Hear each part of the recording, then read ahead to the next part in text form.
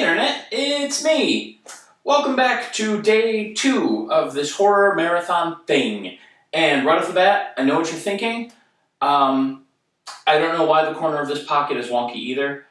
Despite washing and drying and ironing and doing everything I can to this shirt, this pocket is just fucky, and I don't know why. But let's talk about a movie now, because that's why you're watching this video. So, tonight, I watched Black Hollow Cage. I don't know. I do not know what happened. Like I had thoughts in the beginning. Like earlier on, there was, well, one of the first things I noticed is the house has wonky architecture. And whoever it is that has to design homes and buildings in horror movies is an insane person.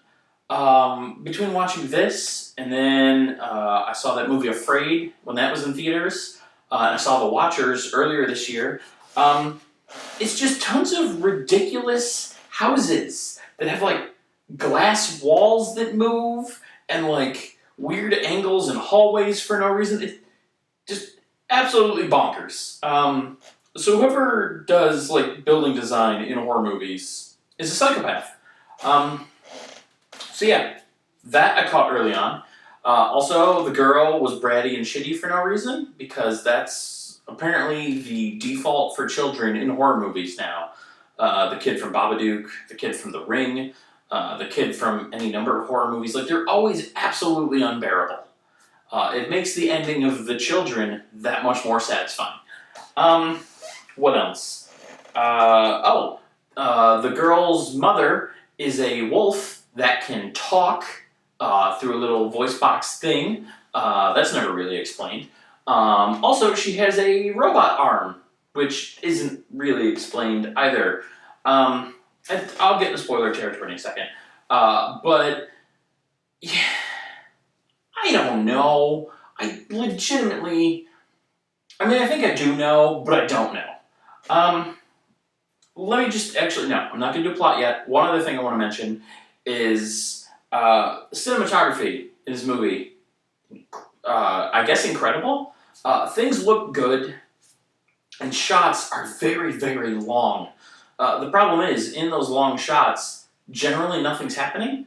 Like you watch someone slowly walk down a hallway, and the camera goes the whole length of this hallway unbroken, following this person, which is impressive to have those long shots in film. They never do. For whatever reason, the people that direct and edit films think that you need to have like a schizophrenic approach where you need a different angle and a different shot every 0.3 seconds. I don't understand why. No one enjoys that, but that's what always happens. So even though nothing's happening in these long, unbroken shots, it's cool to see them just because it's cool to watch an event, any event, unfold in real time. So like I said, nothing's happening in those shots, but I still enjoy them just because I want more of that in movies. Also, one other thing I'm going to bring up before I get into the plot and the spoiler territory is that you see it early on in the film, very early on. Someone hits someone with a bat. And I mentioned this last year when we watched the Haunted Hayride movie. I think it was just called Hayride. When the guy, was like swinging the weapon at the person, and he swung it just so painfully slow and pathetically, and it looked very non-threatening. Like, I have Malfoy's staff here. Cane, I guess, is the appropriate term for it. And if I was going to beat someone with this cane, like they did in the movie, it would look like this.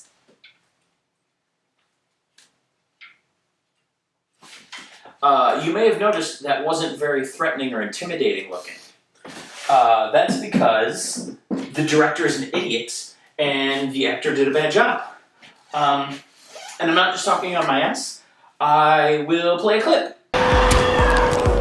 As you may have noticed, that was me! Specifically, me murdering someone with a crowbar in a film.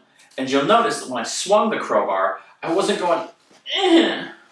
I really just wound up and swung it. Because we had a stunt choreographer that taught us how to make the actions in the film look real on the film, but still be safe enough to execute without hurting anyone. And so I was able to swing that full force and not hold back at all and make it look genuine without risking hurting the extra, which in that particular scene happened to be the film's director. But yeah, it's not hard. Like I said, I just showed you a clip. In fact, I'm going to show it again. Okay, so you saw that. Now here's the clip from Black Hollow Cage.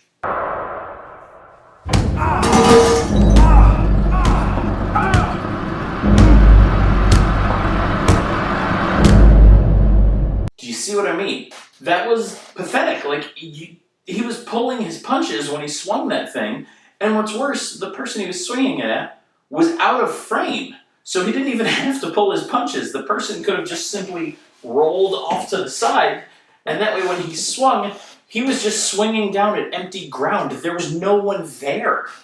And I know that's what you do, because again, I'm going to play another clip.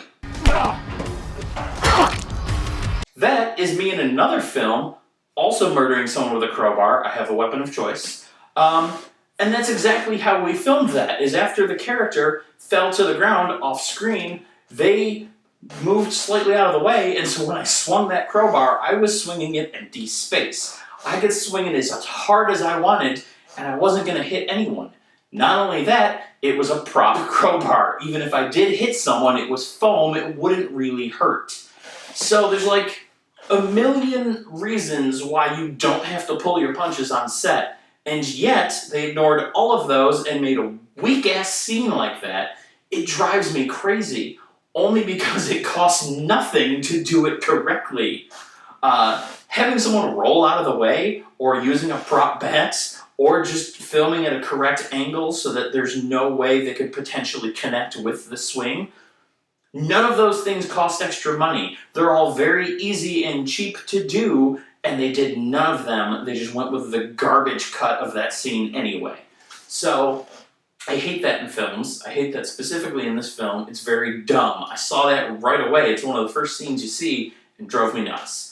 But I will move past that now, and we will talk about the plot of this film. What the fuck is this movie? I don't know. Maybe it's a psychological thriller, maybe it's a suspense mystery, maybe it's Groundhog's Day. It could be all of those things. I don't know. Is it sci-fi? Is it current day? Is it past tense? Is it the future? Again, I don't know. They don't really explain. There's one scene, stepping aside from the plot for a second. I don't know what any of those motions were. Those don't mean plot. There was one scene where the father is helping the girl put on her bionic arm thing, and when he's lowering it down to her, there's a spot where he's holding it, and you can tell at that point that it's just her actual arm that they just, moved. Was janky as fuck. I'm guessing her muscle flexed or something moved, so they just flattened the image and, cut it out of the film and then just moved that static image. It looked really wonky for a second there, though. So I don't know why they did that. Every other time in the film, her arm looked fine. You can tell it's just essentially a glove she's wearing over her actual arm. You can see the black foam fillers that are stopping it from exposing her fingers. It's clearly just a glove, but it's fine. The big black box is just that, but it looks cool enough, whatever. Yeah, I guess I'll go back to the plot. I know I'm getting a little schizophrenic now, but if you watch the movie, you'd be fine with that, because that's the movie. It was weird. Two mystery kids showed up out of nowhere. I don't really know what their purpose is. I have not figured that part out yet. I do know that, again, spoilers, the father and the daughter in this thing, this guy is trying to kill them, and he kind of confesses at the end that the reason he's trying to kill them is because his parents died the same night that his car accident or whatever. Basically, he killed this dude's parents, as well as his wife, and caused his daughter to lose her arm. It all happened at the same time, and so they keep time traveling to try and stop this guy and the two kids that are there for some reason from killing the father and whatnot. And in the end, it's implied, they don't outright state, but it's implied that the daughter is going to go back in time and take his car keys and throw them away. And that means he won't be able to presumably drive drunk or whatever it was he did and cause, these other people to die as well as his own wife to die and his daughter to get injured and blah, blah, blah. So I get why that's happening, but they don't explain how or why time travel exists. I still don't know who these kids are. I definitely don't understand the one scene where the father looks like he's going to screw one of them. That's a little uncomfortable. I don't know how the dog is speaking as the mother. Like, obviously it's the box speaking, not the dog, but the two appear to be, like, tied to one another, and I don't know. Things are not explained. It's all very weird. I do not understand. So, yeah. Here's the part where I say what I thought and give like a, so overall, but I genuinely don't know. Like, I wasn't upset while I was watching it. I mean, I was upset about that pathetic-ass swing in that first scene that looks so dumb. But the rest of the movie I was not mad about. Like, it looked fine. I was engaged. I was trying to figure out what was happening and what was going to happen next, and I never guessed correctly, because, again, what the fuck is this movie? But it was fine. Like, I wasn't mad that I was seeing it. I don't know. It's an experience. If you just want straight up horror, like if you're expecting an 80s style slasher or like an absolute gore fest, this is not for you. If you just want something that's weird and gonna like mess with your head a little and just, I don't know. If you're okay for something experimental and strange, this is probably a good film. I could recommend this. If you're looking for thrills, or if you want to like have a good time with your boyfriend or girlfriend or just other people and watch this as a group and all be engaged and enthusiastic, probably not the film. But if you just want to see something interesting unfold on film, this is a choice that you can make.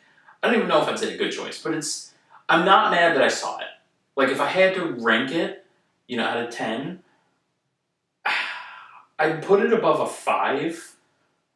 Like, it's above average, but it's, like, give it a 5.5.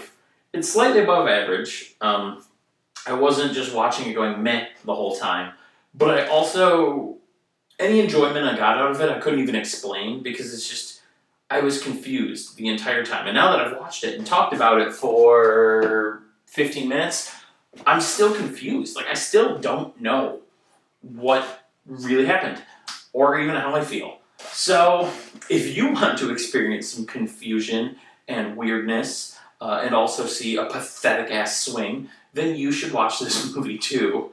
And I guess that's as close to a recommendation or a final thought as I'm gonna get on this one, because it was just really weird.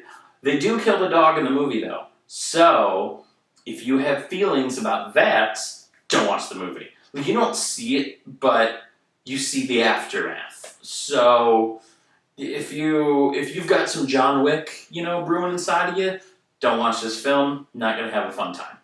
But yeah, I guess that's it. This is a weird-ass movie, and we'll see what happens tomorrow. Hopefully it gets better. I don't really know. Okay, bye.